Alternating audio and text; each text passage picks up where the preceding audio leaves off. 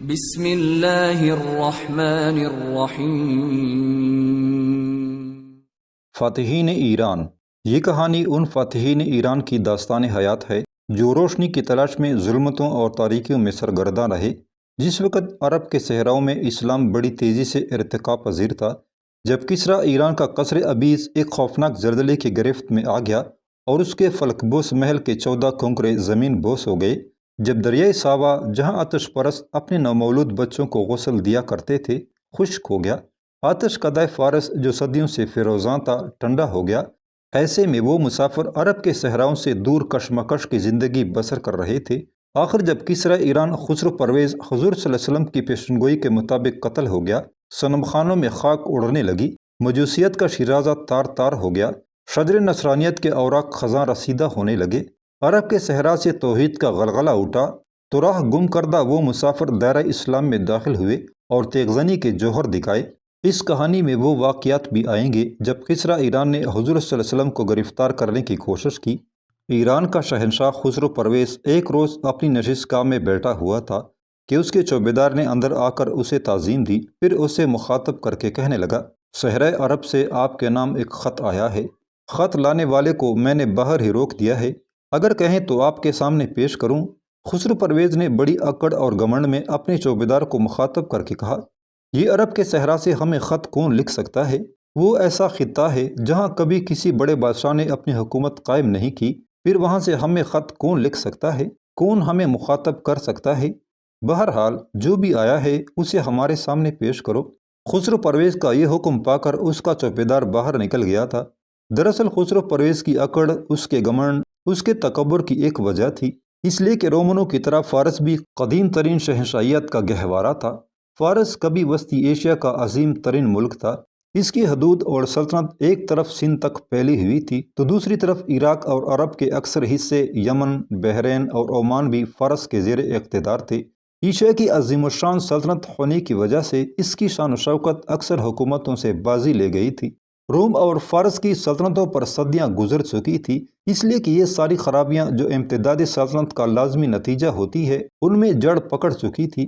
دنیاوی تعیش کو انہوں نے اپنی زندگی بنا لیا تھا، ہر شخص دولت اور سرمایہ کی تلاش میں سرگرداں نظر آتا تھا، عزت اور عظمت مدار سرمایہ داری بن گیا تھا، طبیعتیں نفسانیت کی عادی ہو گئی تھیں، دادے عیش دینے کے لیے نئے نئے طریقے ایجاد کیے جاتے تھے، دنیا کے گوشے گوشے سے ایسے لوگ ان کے گرد جمع ہو گئے تھے جو ان کی تعیش پسندی کے لیے نت نئے طریقے ایجاد دریافت کرتے اور اسباب عیش مہیا کرنے کے لیے عجیب و غریب دقیقہ سنجیوں اور نکتہ آفرینیوں سے کام لیتے تھے۔ امراء سلطنت اور عسکری حکام اس جدوجہد میں مصروف نظر آتے تھے کہ اسباب تعیش میں کس طرح دوسروں پر بازی لے جائیں۔ ایک دوسرے پر مکر و مباحثات کے لیے ضروری قرار دیا گیا کہ ان کے پاس عالیشان اور سربا فلک محل ہوں، جس کے نزدیک بے نظیر پائیں باغ ہوں، سونے اور چاندی کے برتنوں کے ڈھیر ہوں۔ انہی تعیشات کو نبھانے کے لیے خسرو پرویز نے دریا دجلہ کے پار مدائن سے 60 میل دور دست گرد کے مقام پر ایک شاندار محل تعمیر کروایا تھا اور مفتوح ممالک کے تمام خزانے وہاں جمع کر دیے تھے۔ مورخین کی روایات کے مطابق یہ محل اس قدر وسیع تھا کہ اس کی چھتوں کو سہارا دینے کے لیے 4000 ستون بنائے گئے تھے، 1000 سنہری فانوس محل میں آویزاں تھے، محل کے باہر میلوں تک باغات پھیلے ہوئے تھے، محل کے اندر 3000 حسین و جمیل لونڈیاں تھیں، سونے، چاندی اور جواہرات کے 100 تہخانے مخصوص تھے۔ اس کے علاوہ بیرونی ممالک کے سفیر اس محل اور اس کی شان و شوکت کو دیکھ کر متحیر رہ جاتے تھے۔ غرض کے دوسرے ممالک کی طرح فارس کی اخلاقی حالت بھی بہت ابتر تھی۔ یزدان اور اہرمن نیکی اور بدی کے دو خدا سمجھے جاتے تھے۔ آتش پرستی ملک کا عام مذہب تھا۔ عقل و شعور کا سارا سراپا اوہام پرستی اور خام خیالی کی نظر ہو گیا تھا۔ طاقتور کا کمزور پر ظلم کرنا اور زبردست کو زبر کھا جانا ان کی زندگی کا روزمرہ کا معمول بن چکا تھا۔ یہ وہ حالات تھے جن کے تحت حضور صلی اللہ علیہ وسلم نے ایران کے شہنشاہ خسرو پرویز کے نام ایک خط لکھا تھا اور یہ خط لے جانے والے حضرت عبداللہ بن حذیفہ تھے۔ چنانچہ خسرو پرویز معمول کے مطابق بڑے جاہ و جلال اور شان و شوکت کے ساتھ تخت پر براجمان تھا کہ نقیب کی آواز پر ایک شخص دربار میں حاضر ہوا۔ دربار میں حاضر ہونے والے حضرت عبداللہ بن حذیفہ تھے جو حضور صلی اللہ علیہ وسلم کا نام مبارک لے کر گئے تھے۔ حاضرین انہیں دیکھ کر حیرت زدہ اور متعجب ہو کر رہ گئے۔ انہوں نے دیکھا کہ اتنے معمولی لباس اس قدر سادگی اور بے باکی سے آج تک خسرو کے دربار میں کوئی نہ آیا تھا۔ بڑی بے باکی اور جرأت مندی کا اظہار کرتے ہوئے حضرت عبداللہ بن حذیفہ نے نامہ مبارک خسرو پرویز کے سامنے پیش کیا تھا، جس میں لکھا تھا کہ دو خداؤں کے بجائے ایک ذات کو خالق خیر و شر ماننا چاہیے۔ اگر آپ توحید خداوندی کو تسلیم کر لیں گے تو درست، ورنہ آپ اپنے ساتھ پوری قوم کی گمراہی کے بھی ذمہ دار ہوں گے۔ چنانچہ جب حضرت عبداللہ بن حذیفہ خسرو پرویز کے سامنے گئے اور حضور صلی اللہ علیہ وسلم کا نامہ مبارک پیش کیا تو خسرو پرویز نے ترجمان کو بلا کر وہ خط پڑھنے کا حکم دیا۔ اس خط میں اوپر حضور صلی اللہ علیہ وسلم نے کلمہ طیبہ لکھا تھا، دائیں جانب محمد رسول اللہ صلی اللہ علیہ وسلم اور بائیں جانب کسریٰ شاہ فارس کے نام کے الفاظ لکھے تھے، اور نیچے جو تحریر تھی وہ کچھ اس طرح تھی: جو ہدایت کی پیروی کرے، اللہ پر اور اس کے رسول صلی اللہ علیہ وسلم پر ایمان لائے، اس پر سلام ہے۔ میں شہادت دیتا ہوں کہ اللہ کے سوا جو اکیلا اور لا شریک ہے کوئی معبود نہیں، اور محمد صلی اللہ علیہ وسلم اس کا بندہ اور رسول ہے۔ خدا نے مجھے تمام دنیا کے لیے پیغمبر بنا کر بھیجا ہے تاکہ ہر زندہ انسان کو خدا کا خوف دلاؤں۔ اسلام قبول کر لیجئے اور محفوظ ہو جائیے۔ اگر آپ نے انکار کیا تو تمام مجوسیوں کا گناہ بھی آپ کے ذمہ ہوگا۔ خط کے نیچے حضور صلی اللہ علیہ وسلم کی مہر مبارک ثبت تھی۔ خط کا متن سن کر خسرو پرویز بڑا حیران، پریشان اور متعجب ہوا، اس لیے کہ فارس کے حکمران اپنے آپ کو خدائے بزرگ و برتر کا شریک سمجھتے تھے۔ ان کی اس حیثیت کے اعتراف کے لیے ہر شخص کو دربار میں داخل ہوتے وقت سجدہ کرنا پڑتا تھا۔ خسرو پرویز جو اپنے آپ کو دوسرا خدا سمجھتا تھا، جب اس نے حضور صلی اللہ علیہ وسلم کے مکتوب گرامی کے مضمون کو سنا تو نامہ مبارک کے آزادانہ لہجے، اس کے بے باکانہ اعجاز اور اس کے صاف گویانہ انداز کو سن کر دنگ رہ گیا تھا۔ خسرو پرویز جس کے آستانے عظمت پر کروڑوں انسان سجدہ ریزی کے عادی و خوگر تھے، حیران تھا کہ اس سرزمین پر کوئی ایسا شخص بھی ہو سکتا ہے جو اس کے نام سے پہلے اپنا نام لکھنے کی جرأت کر سکے، اس لیے کہ خط میں حضور صلی اللہ علیہ وسلم نے خسرو پرویز سے پہلے اپنا نام مبارک لکھا تھا۔ خسرو پرویز کو شہنشاہانہ عظمت اور جبروت کے نشے میں خدا کی ہم پائیگی کا دھوکہ تھا۔ فارس کا دستور تھا کہ جو بادشاہ کو خط لکھے جاتے تھے ان میں سب سے پہلے بادشاہ کا نام ہوتا تھا۔ فرمان رسالت صلی اللہ علیہ وسلم کو خدا کے نام سے شروع کیا گیا تھا، پھر خود حضور صلی اللہ علیہ وسلم کا نام گرامی تھا۔ خسرو نے طیش میں آ کر مکتوب نبی صلی اللہ علیہ وسلم کو چاک کر دیا اور غضبناک لہجے میں گرجا، ہمارے غلام کو یہ جرأت کہ ہمارے نام اس طرح خط لکھے۔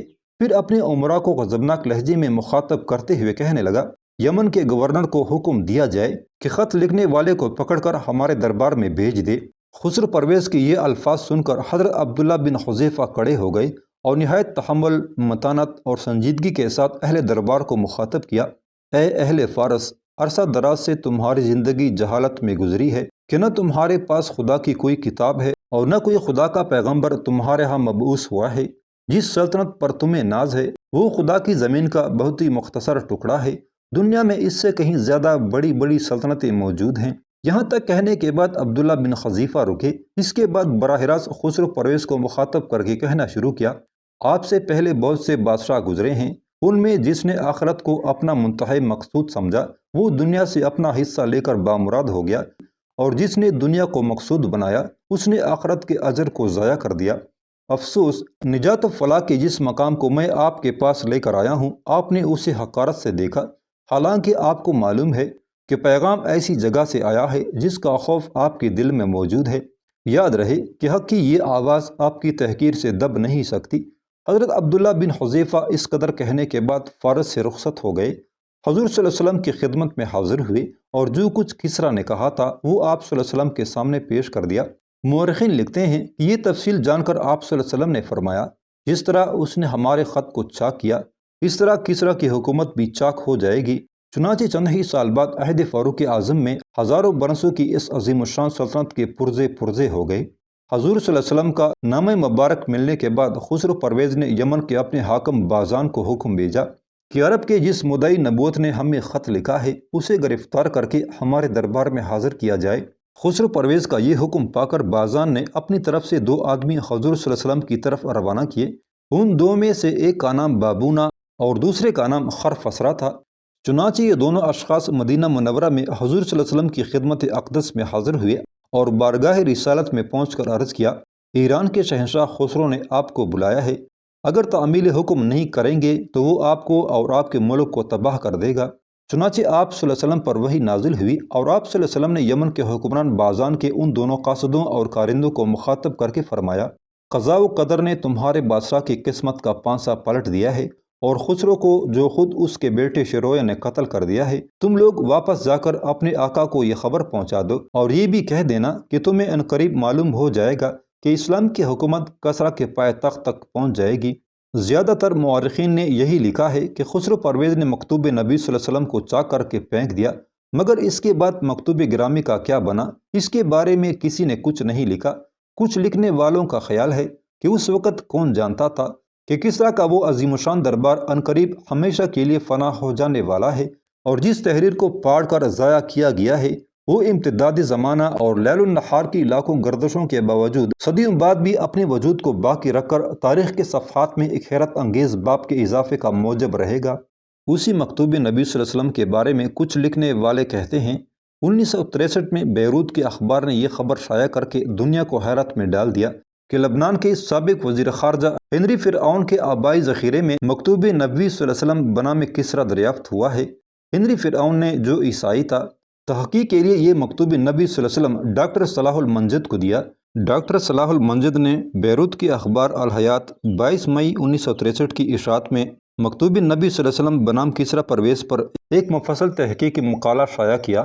ہنری فرعون لاکھوں ڈالر کے معاوضے میں بھی اس متاع عزیز کو فروخت کرنے کے لیے تیار نہ ہوا تھا۔ مشہور محقق ڈاکٹر حمید اللہ نے بھی اس مکتوب نبی صلی اللہ علیہ وسلم کی بچشم خود زیارت کی تھی، اور ڈاکٹر المنجد کے مضمون پر انہوں نے اپنے مشاہدات کا اضافہ کرتے ہوئے مزید لکھا تھا۔ مذکورہ شہادتوں کے بعد راکم السطور کے نزدیک اس کے مکتوب نبی صلی اللہ علیہ وسلم ہونے میں کوئی شک و شبہ باقی نہیں رہنا چاہیے۔ ڈاکٹر المنجد روزنامہ الحیات کے صفحہ اول پر لکھتے ہیں، گزشتہ نومبر 1962 کے اواخر میں ہنری فرعون نے کال کا ایک ٹکڑا میرے پاس بھیجا۔ اس پر خوفی رسم الخط سے ملتی جلتی تحریر تھی۔ کال کی حفاظت کے لیے اس کے نیچے سبز کپڑا چسپاں کر دیا گیا تھا اور اس کو ایک فریم میں لگا دیا گیا تھا، لیکن امتداد زمانہ کی وجہ سے کپڑا بالکل گل چکا تھا، صرف فریم کے سہارے وہ کال باقی رہ گئی تھی۔ جب میں نے اس خط کے الفاظ وقت کی نظر سے پڑھنے شروع کیے تو یہ عظیم انکشاف ہوا کہ یہ وہی خط ہے جو حضور صلی اللہ علیہ وسلم نے خسرو پرویز کے نام تحریر فرمایا تھا اور جس میں اسے اسلام کی دعوت دی گئی تھی۔ مذکورہ مصنف مزید لکھتے ہیں کہ میری زندگی کی یہ لمحات بڑے مبارک تھے جب میں نے نام مبارک پڑھا۔ گزشتہ چند مہینے اس مکتوب کے حروف الفاظ کے حل اور تحقیق پر میں نے صرف کیے۔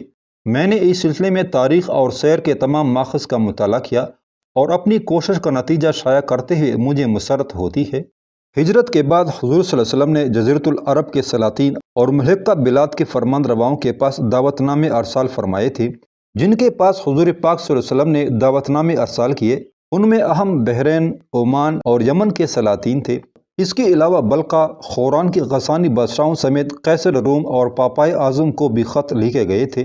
حضور صلی اللہ علیہ وسلم کے اس خط سے متعلق تحریر کو آگے بڑھاتے ہوئے مذکورہ مصنف مزید لکھتا ہے، یہاں اس بات کا ذکر ضروری معلوم ہوتا ہے کہ عربوں کے خطوط اور انشاء کا اندازہ کیا جائے تو یہ بات واضح ہے کہ عرب انہی چیزوں میں لکھنے کے عادی تھے جو چیزیں خود ان کے ہاں پائی جاتی تھی، مثلا ہڈی، پتھر، کھجوروں کے پتے اور کھال۔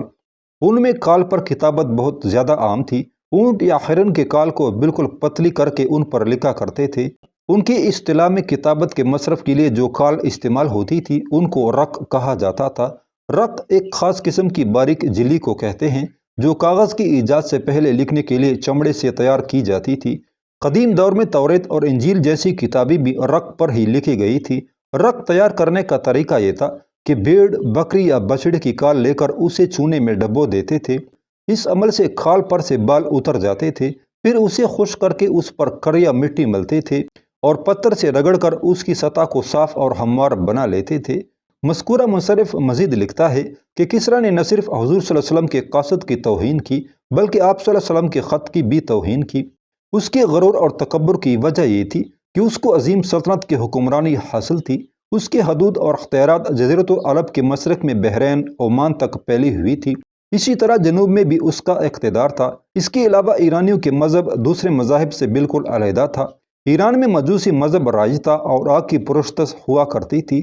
عربوں کے عقائد سے بالکل مختلف اور مخالف تھا، اس لیے ان کو یہ بات عجیب نظر آئی کہ کوئی عرب ان کو ایسا دعوت نامہ ارسال کرے جس میں دوسرا دین ماننے کی تلقین ہو اور نہ ماننے کی صورت میں عذاب اور سزا کی نوید سنائے۔ کسریٰ، جس کے پاس حضور صلی اللہ علیہ وسلم نے دعوت نامہ ارسال فرمایا، شاہان فارس میں بڑا عظیم بادشاہ تھا۔ اس کی فرمان روائی کا ڈنکا ایران، بحرین، عمان، یمن تک بج رہا تھا۔ بعض مورخین کا یہ بھی خیال ہے کہ کسریٰ حضور صلی اللہ علیہ وسلم کو اسی طرح کا ایک ضمنی حکمران سمجھتا تھا جیسے بحرین، عمان اور یمن کے فرمان روا، اگرچہ یہ سب کے سب بادشاہ کہلاتے تھے مگر حکم کسریٰ ہی کا چلتا تھا۔ کسریٰ نے مکتوب کے ابتدائی سطر کے انداز کو اپنی شان سے متصادم سمجھا اور اس نے دیکھا کہ خط کے اوپر من محمد الرسول اللہ صلی اللہ علیہ وسلم لکھا ہوا تھا۔ اس نے یہ سوچا کہ حضور صلی اللہ علیہ وسلم نے خط کی ابتدا اپنے نام سے کی ہے، اس طرح اس کی اہانت ہوئی ہے۔ چنانچہ کسریٰ نے یہ خیال کیا کہ یہ برابری خیفت آمیز تھی۔ اس کے علاوہ حضور صلی اللہ علیہ وسلم نے کسریٰ کو خط روانہ کرنے کے لیے عبداللہ بن خزیفہ کا انتخاب اس لیے کیا تھا کہ وہ اس سے پہلے ایران کا بارہا سفر کر چکے تھے اور حضور صلی اللہ علیہ وسلم نے انہیں ایران کی سفارت پر اس لیے روانہ کیا تھا کہ وہ ایران کے حالات سے واقف تھے۔ اس دور میں 3 قوتیں بڑی اہم تھیں، ایک خسرو پرویز ایران کا بادشاہ، دوسرا ہرکولیس رومنوں کا بادشاہ اور تیسرا پاپائے روم، جسے ایک طرح عیسائی دنیا کے مرکز کی حیثیت حاصل تھی۔ جو خط حضور صلی اللہ علیہ وسلم نے پاپائے اعظم کے نام لکھا، وہ خط پڑھ کر پاپائے اعظم بے حد متاثر ہوا اور اس نے فرمان رسالت کو دے کر سرور کائنات صلی اللہ علیہ وسلم کی نبوت کی تصدیق کی اور کہا، بے شک یہ نبی برحق ہیں۔ اس کے بعد پاپائے اعظم گرجا میں جا کر ایک مجمع کو مخاطب کر کے کہنے لگا، لوگو، میرے پاس عرب کے پیغمبر احمد صلی اللہ علیہ وسلم کا خط آیا ہے۔ انہوں نے ہمیں خدائے واحد کے دین حق کی دعوت دی ہے۔ میں شہادت دیتا ہوں کہ خدا کے سوا کوئی معبود نہیں اور احمد صلی اللہ علیہ وسلم خدا کے بندے اور اس کے رسول ہیں۔ پاپائے اعظم کے اس اعلان حق و صداقت کو سن کر رومن سخت مشتعل ہوئے اور اپنے اس عظیم پیشوا کو اتنا زد و کوب کیا کہ وہ جاں بحق ہو گیا۔ جہاں تک قیصر روم کا تعلق ہے، جب اسے حضور صلی اللہ علیہ وسلم کا خط ملا تو وہ بھی بے حد متاثر ہوا۔ اس نے اپنے سرکردہ عمراء کو مخاطب کر کے کہا، تم یہ بات اچھی طرح جانتے ہو کہ محمد صلی اللہ علیہ وسلم کا ذکر ہمارے مقدس کتابوں میں موجود ہے۔ ان کی جو صفات بیان کی گئی ہیں ان سے صاف معلوم ہوتا ہے کہ وہ نبی آخر الزمان ہیں جن کا ہمیں انتظار تھا اور وہ یہی ہیں۔ اس لیے بہتر یہی ہے کہ ہم ان کی پیروی کریں تاکہ ہماری دنیا اور آخرت محفوظ ہو جائے۔ ہرکولیس کے ان الفاظ کے جواب میں اس کے درباری بولے، اس کے تو یہ معنی ہوئے کہ ہم عربوں کے ماتحت ہو جائیں گے، حالانکہ دنیا میں ہماری سلطنت سب سے بڑی اور ہم سب سے بڑی قوم ہے۔ یہ کیسے ہو سکتا ہے کہ ہم عربوں کے مقابلے میں یہ ذلت گوارا کر لیں؟ چنانچہ جواب میں ہرکولیس نے انہیں مخاطب کر کے کہا، اگر تم اس کے لیے تیار نہیں ہو تو تمہیں عنقریب عربوں کے مقابلے میں مغلوب ہونا پڑے گا۔ یہ کہہ کر ناراضگی کے ساتھ ہرکولیس جب وہاں سے اٹھ کھڑا ہوا اور قسطنطنیہ کی طرف روانہ ہو گیا تو چلتے ہوئے قیصر روم نے سرزمین شام پر حسرت بری نظر ڈالی اور بولا، اے سوریا، میں اب ہمیشہ کے لیے تجھ سے رخصت ہوتا ہوں۔ اور تاریخ گواہ ہے کہ قیصر روم ہرکولیس کو پھر شام آنا نصیب نہ ہوا۔